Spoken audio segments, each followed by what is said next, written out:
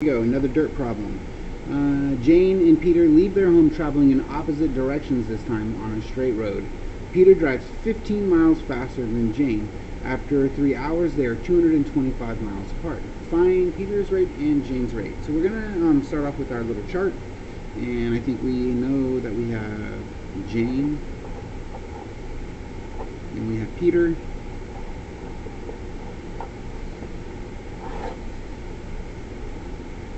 We know that there's a rate, there's a time, and there's a distance. And we're using the fact that D equals R times T. Okay? So in this case, they're asking us to find rate. We don't know what they are right now, but we could just call it a variable R. So we're going to say let R equal Jane's rate. Like, how fast is she going? So we don't know Peter's rate, but we know that he's going faster than Jane by 15 miles per hour. We can represent that by R plus 15. Now we do have a time in this case. They were both traveling for exactly 3 hours. And we know that the distance is equal to how long you travel times how fast you're going.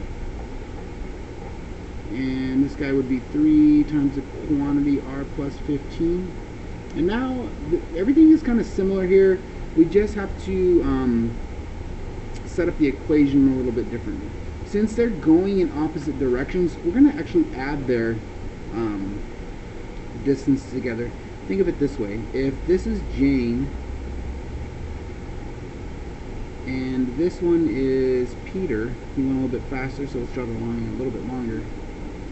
We know that in total they went 225 miles between the both of them. We don't know how much this little guy is or this one, but we're going to use the fact that they did a total of 225 miles an hour.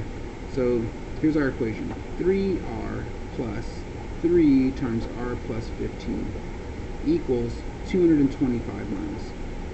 Jane's distance plus Peter's distance is that right there.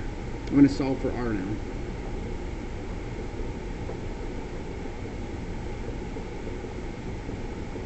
I can combine these like terms.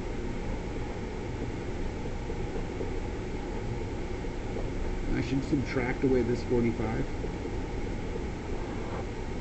Drop down that 6R, drop down that equals, and 225 subtracting 45 is 180.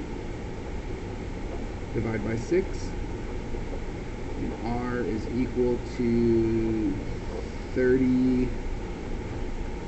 So then that would mean that Jane's rate was 30 and Peter's rate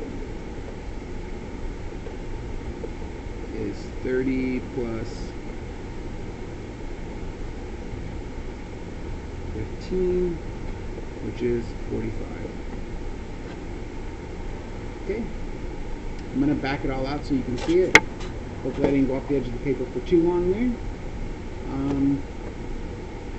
And good luck. I think these ones are fairly easy to do. The hardest part is identifying that they're going in opposite directions, which can be tricky sometimes.